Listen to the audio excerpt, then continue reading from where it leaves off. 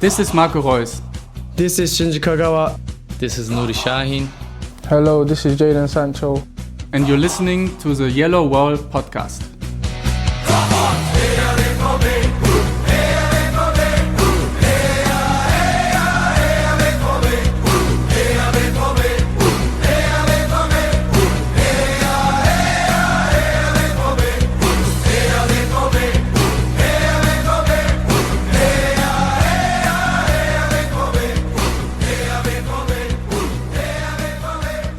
Hello and welcome to episode 386 of the Yellowwallpod. I'm your host Stefan Wutzko, and today we will talk about Borussia Dortmund's Supercup defeat against Bayern Munich, and we will preview tomorrow's match against SC Freiburg. For that and more joins me Lars Pollmann. Hello Lars, happy Friday, how are you doing? Thank God it's Friday, Stefan. Yeah, I'm doing fine, how are you? I'm doing very well, thank you. Lars, Dortmund did lose 3-1 in the Supercup, as neither Abel nor I predicted, because we both picked Dortmund to win, and it was a game that Dortmund could have won. I don't know if they should have won it, but the chances were there, and some avoidable mistakes. What did you make of that match?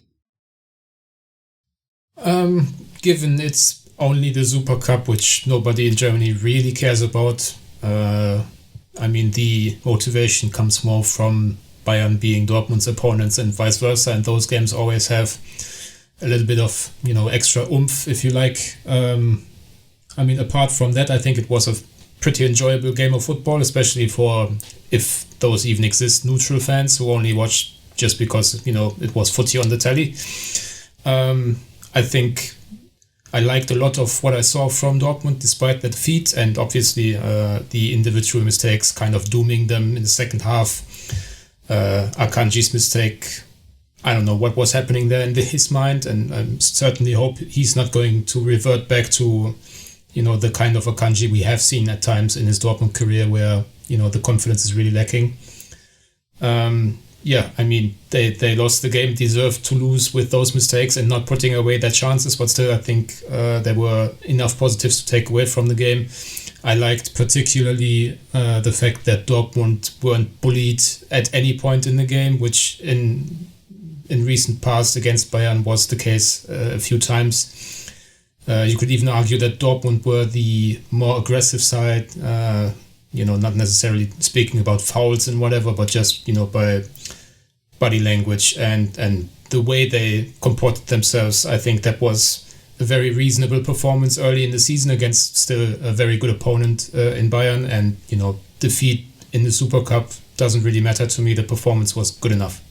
Yeah, I 100% agree with you. My takeaway is also that this was probably one of the most proactive performances by Dortmund that I've seen them play against Bayern. I really enjoyed the way the players, especially after Marco Reus scored this gorgeous strike, the way this entire team basically pushed themselves and pushed the entire stadium.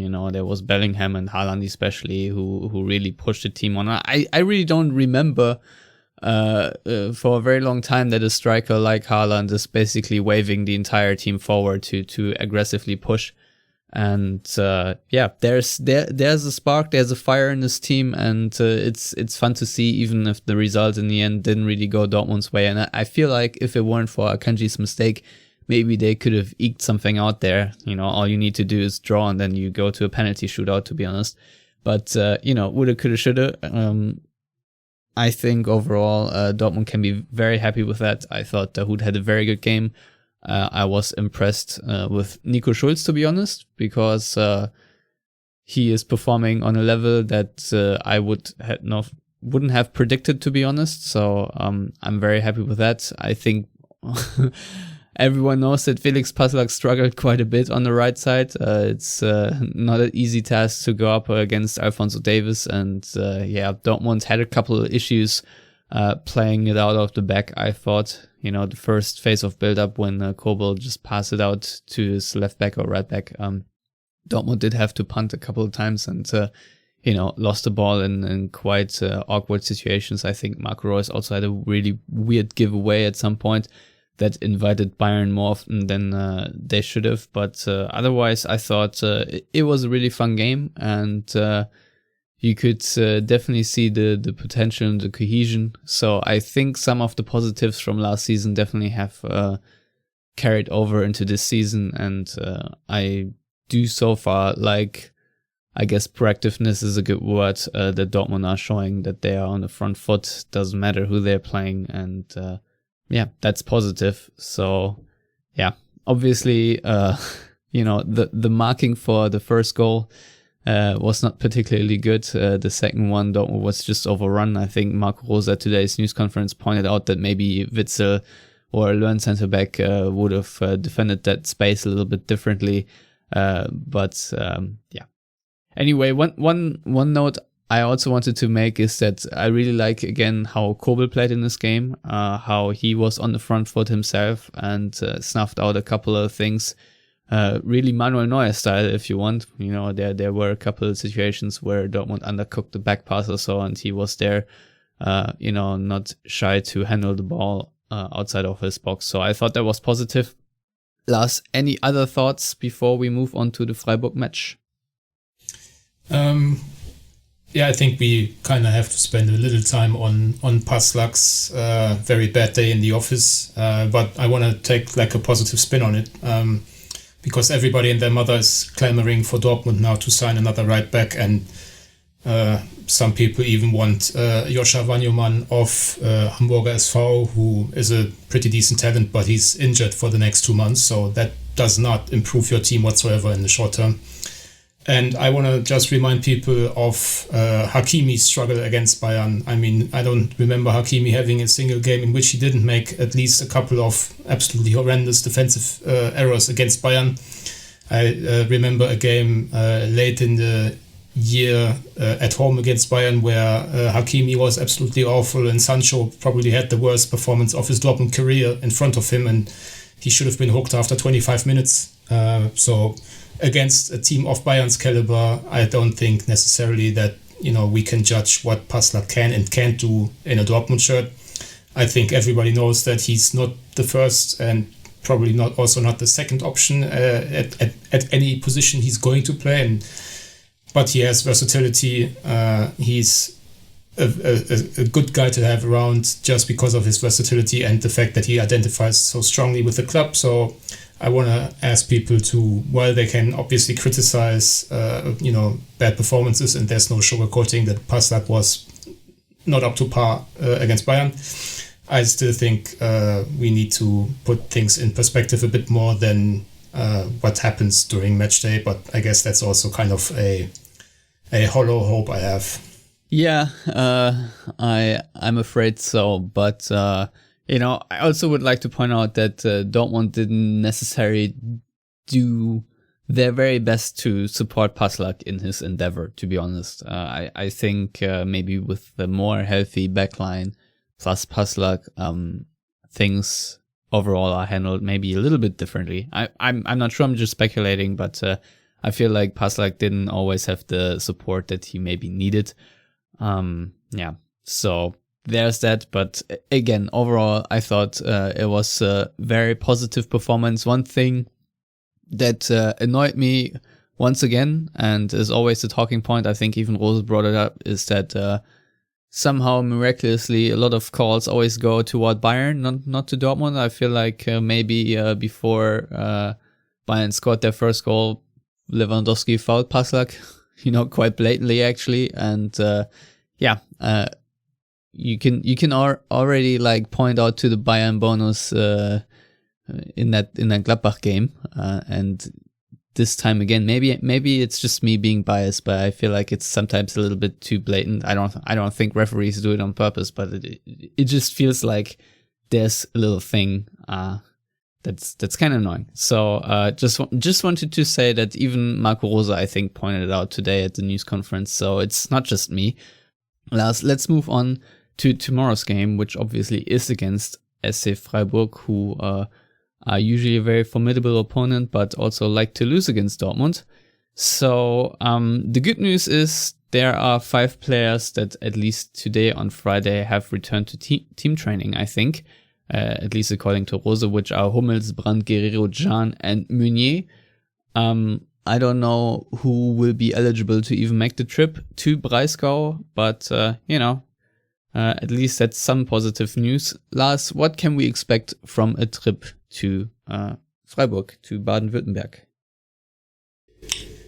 I think the good thing about Freiburg is that so few things change about the club usually. I mean, Christian Streich, the head coach, is far and away the longest tenured head coach in the Bundesliga. This is going to be, I think, his 18th game against Dortmund, and in February he won his first victory against Dortmund in a 2-1, I believe, where Moukoko scored the goal for Dortmund, and they were kind of pushing for an equalizer late in the game but didn't find it. I think what everybody knows about Freiburg is that they are supremely well coached, which kind of is by design when the same guy does it for more than a decade now, or pretty much a decade. I'm not entirely sure. They are well coached in both phases of the game, if you like, so in possession and against the ball, as we would say in Germany. They have a lot of personnel continuity as well. I mean, they just sold Baptiste Santamaria to Stade Rennes, brought in Maximilian Eggestein of Bremen, who's kind of I guess you could call it a reclamation project after being engulfed in Bremen's downward spiral over the last couple of years. So he might actually start on his debut, as Streich said during the week. And I think people pretty much know what Freiburg offer. It's the kind of game that you wouldn't necessarily call shocking if Dortmund drop points, but you are generally expecting to win these if you have high ambitions ahead of a season. And I mean, the record, as we've kind of alluded to already, speaks volumes in Dortmund's favor. But I mean, early in the season, Dortmund have been prone to dropping points somewhat unexpectedly. I think I can remember at least 5 games against Augsburg, which happened early in the season, where Dortmund, by badly defending set pieces or whatever, struggled to put away the points. And I wouldn't necessarily be hugely surprised if Dortmund came away with like a draw or something tomorrow. Yeah, that's one thing. Usually Dortmund start with a big victory on match day 1, and there's all this euphoria, and then on match day 2 they really struggle. Not always, but most of the time. I think last season it literally was a 2-0 defeat or 2-1 defeat or something like that in Augsburg. Obviously the last time Dortmund traveled to Freiburg, I think Freiburg had some like ridiculous scoring output, right? Where they just had like 2 of the most outrageous strikes that went like against the inside of the post or something. A game that Freiburg maybe arguably shouldn't have won, but just did on that day because they had some luck in their finishing. So I don't know how it will go this time. I also don't assume too many changes from the starting lineup, to be honest. I still think it's going to be Paslak, Witzel, Akanji and Schulz in the back line. I think Dahoud will start, Bellingham and Reina will start. Royce will probably also start, and then I guess it's going to be again Moukoko and Haaland. I don't know about you, Lars, but I don't think Malen is at a point right now where he should be in the starting lineup. He really did struggle in the few minutes he had so far. We'll see. Do you have any other assumptions for the lineup? I mean, maybe even I don't know, Wolf as a right back or something like that. No, I think that would be kind of reactionary, especially considering Wolf only came back from injury recently himself. I think the team pretty much selects itself before these 5 guys you mentioned earlier are fully reintegrated into the team. I mean, you in theory, you could always think about, giving a rest to Bellingham, for example, because he only returned so late from the Euros, and you still have Thomas Delaney at your disposal. But with Delaney, you can't even be sure that he's going to make the trip to Freiburg, considering his move to Sevilla seems pretty much nailed on at this point. And Rose even while saying that they don't comment on rumors and speculation, he basically did just that and said that things changed as opposed to last week. And when last week he spoke and said he didn't know anything about Delaney leaving, when things have now changed, as he said. So, you can figure out what that might mean. So I think the team outside of the second striker pretty much selects itself. And that's the spot where Rosa has made most changes this far in the season.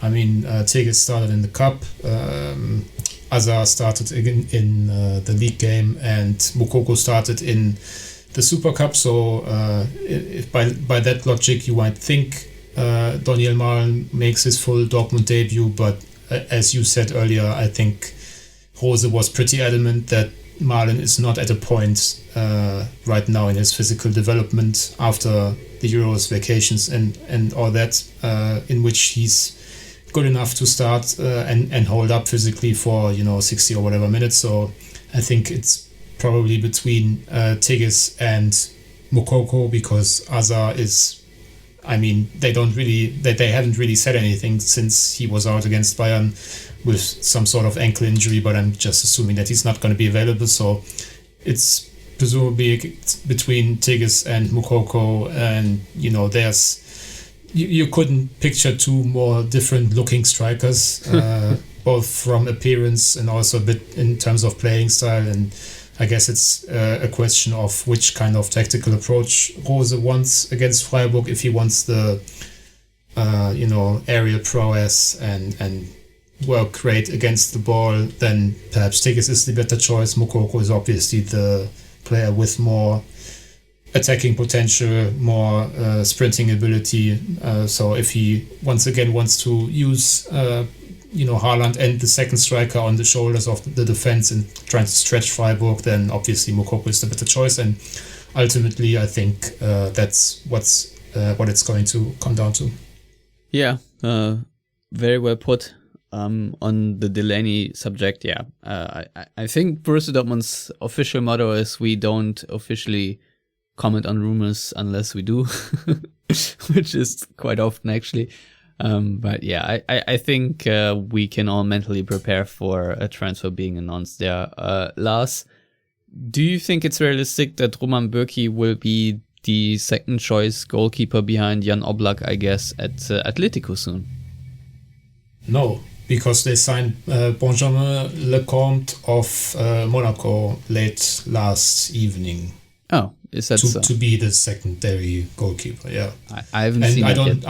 I don't really understand why people think that Atletico would be so hot on the heels of a guy that's been demoted to third or even fourth keeper at Dortmund at this point. I mean, don't know.